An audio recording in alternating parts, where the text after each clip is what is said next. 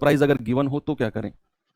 एक घोड़ा और एक वाहन 40,000 दोनों मिलाकर, प्रत्येक नहीं है, दोनों मिलाकर 40,000 में खरीदे हैं।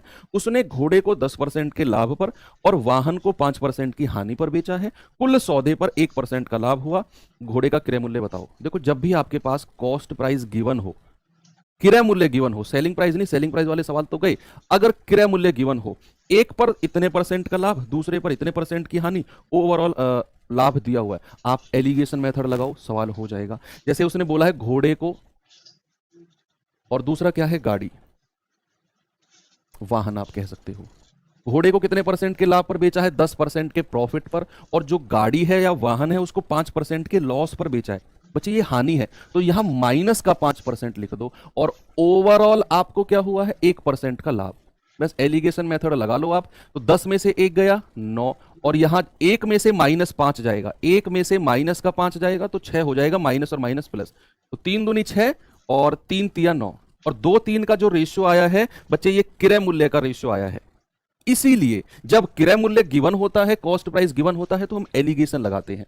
क्योंकि जब आप प्रॉफिट लॉस पर एलिगेशन लगाओगे तो नीचे जो अनुपात बनेगा वो कॉस्ट प्राइस का होगा, क्रय मूल्य का।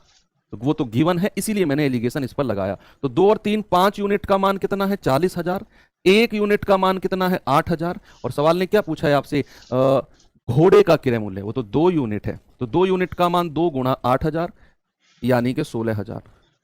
गाड़ी पूछेगा तो वो 24,000 की आ जाएगी। तो घोड़े का क्रय मूल्य कितना है? 16,000। बिल्कुल सही है। आगे चल, प्रत्येक को 8400 पर बेचा। भाई आपको जब मैं सेलिंग प्राइस इक्वल वाले सवाल करा रहा था, एक भी बच्चे ने सवाल मुझसे नहीं किया कि सर जरूरी थोड़ी है हर बार जो प्रॉफिट होगा वो लॉस के इक्वल होगा, प्रॉफिट परसेंट लॉस परसेंट के इक्वल होगा। लेकिन सवाल में लेकर आया हूं कि 2 बैल है, प्रत्येक को 8400 में बेचा है, प्रत्येक को सेलिंग प्राइस इक्वल है, और उन पर ना तो लाभ हुआ और ना हानि हुई। आएगा वो सवाल भी, अभी ये वो नहीं है। तद अनुसार यदि उसने उनमें से एक को 20% के लाभ पर बेचा है तो दूसरे को कितने परसेंट की हानि पर बेचा होगा? ये बहुत बढ़िया सवाल है। 8400 में बेचा है, इस बात से आपने एक चीज आइडेंटिफाई करी है कि सेलिंग प्राइस जो है वो क्या है? वो इक्वल है। क्या है प्यारे भाई? सेलिंग प्राइस इक्वल है, ये तो हमने यहां से पता कर लिया, प्रत्येक को बेचा है। अब कह रहा है कि उस पर ना तो प्रॉफिट हुआ है और ना loss, no profit no loss, और तद अनुसार उनमें से एक को 20% के लाभ पर बेचा। बच्चे 20% का फ्रैक्शन कितना होता है? 1/5। यानी कि अगर वो 5 में खरीदता है तो बेचता कितने में है? 6 में बेचेगा। 20% का प्रॉफिट तो यही होगा। तो प्रॉफिट कितना हो जाएगा भैया? प्रॉफिट या लॉस, प्रॉफिट होगा उसे 1 रुपए का प्रॉफिट है, +1, 1 रुपए का प्रॉफिट है। अब यहां से सवाल में देखना स्मार्टली आप कैसे करोगे।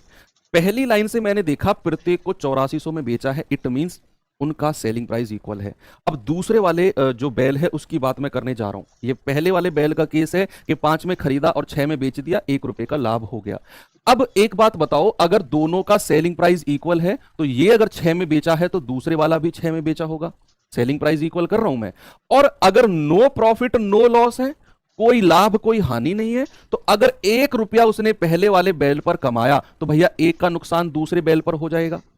आप कोई 2 चीज बेचते हो, एक पर आपने 10 रुपए कमा लिए, अगर आप नो प्रॉफिट नो लॉस की कंडीशन में रहना चाहते हो तो दूसरे को आपको 10 रुपए के नुकसान पर बेचना पड़ेगा, है ना, जितना पहले पे लाभ कमाया।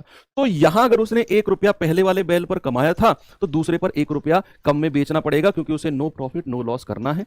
ये 6 रुपए सेलिंग प्राइस था जो कि इक्वल है दोनों का, तो ये 6 रुपए हो जाएगा। अब मुझे एक बात बताओ, अगर वो कोई चीज 6 रुपए में बेचता है और 1 रुपए का नुकसान हो जाता है तो 7 रुपए में खरीद के लाया होगा या नहीं? भाई 6 में बेचने पर अगर 1 का नुकसान हो गया तो क्या 7 रुपए में खरीद कर लाया होगा?